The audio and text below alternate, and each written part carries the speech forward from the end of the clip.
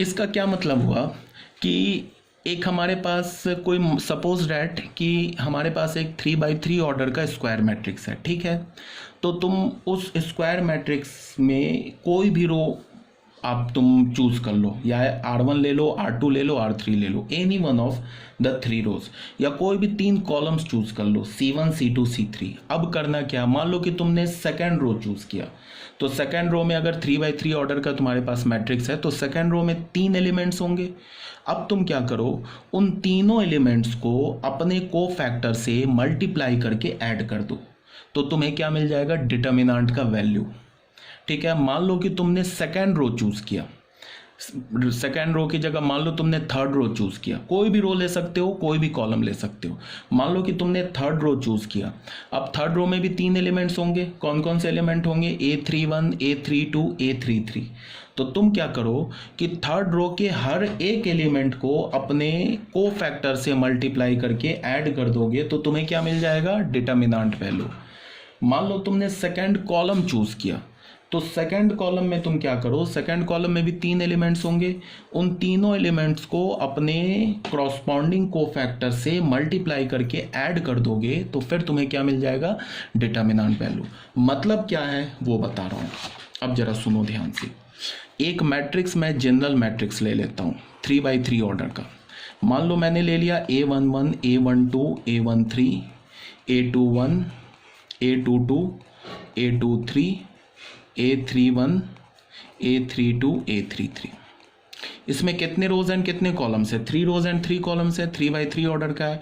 ये हमारा क्या हो गया, R1 हो गया, ये हमारा क्या हो गया, R2 हो गया, ये हमारा क्या हो गया, R3 हो गया। ठीक है, यहाँ पे हमारे पास क्या है, ये C1, ये क्या हो गया हमारा C2, ये क्या हो गया हमारा C3।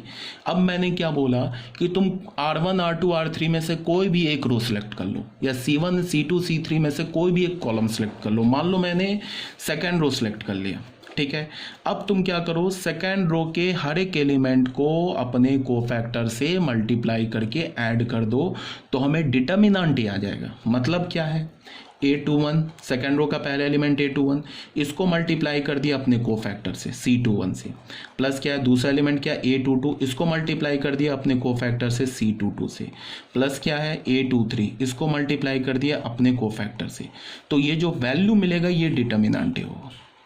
ठीक है, अब मान लो कि हमने R1 सेलेक्ट कर लिया, तो R1 में क्या एलिमेंट है, A11, इसको हमने अपने कोफैक्टर से मल्टीप्लाई कर दिया। फिर A12, इसको हमने अपने कोफैक्टर से मल्टीप्लाई कर दिया। फिर हो गया A13, इसको हमने अपने कोफैक्टर से मल्टीप्लाई कर दिया। ये भी डिटर्मिनेंट A ही आएगा।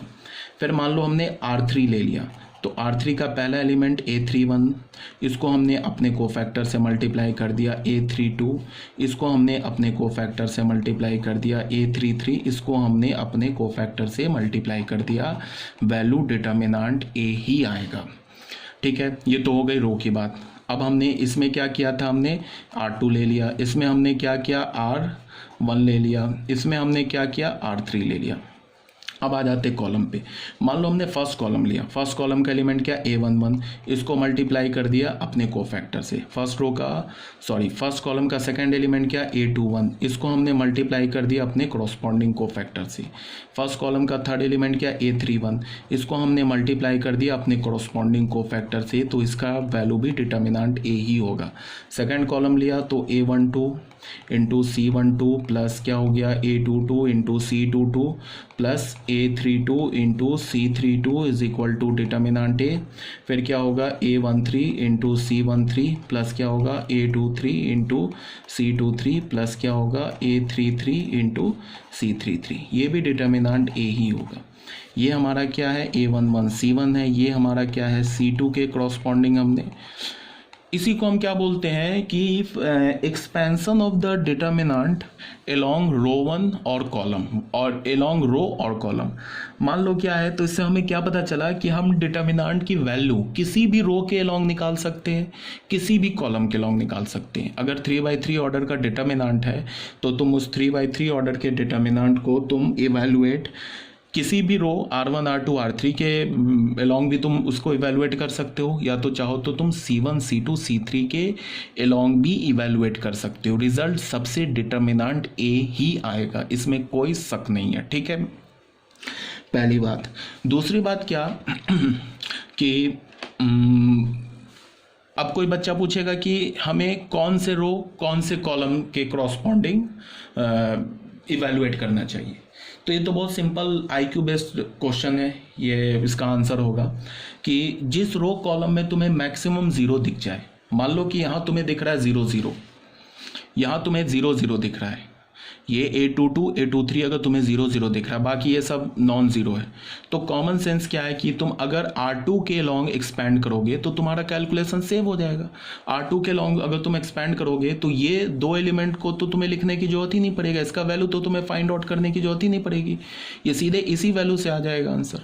समझ रहे हो ना बात, बिकॉज ये A22 0 है, A23 0 है, तो हम डिटर्मिनेंट को उस रो या उस कॉलम के लॉन्ग एक्सपैंड करते हैं जिसमें हमें मैक्सिमम जीरो दिख जाए, पहली बात। दूसरी बात क्या कि अगर मान लो जीरो नहीं है, किसी भी रो किसी भी कॉलम में जीरो नहीं है, तो फिर क्या करेंगे, तो फिर वो रो और कॉलम हम चूज कर लेंगे जिसमें छोटे नंबर्स हैं, बड़े नंबर्स नहीं है। या फिर तुम ऐसे करो, इतना दिमाग मत लगाओ, किसी भी रो किसी भी कॉलम के लॉन्ग एक्सपैंड कर लो, रिजल्ट तो सेम आएगा। ठीक है।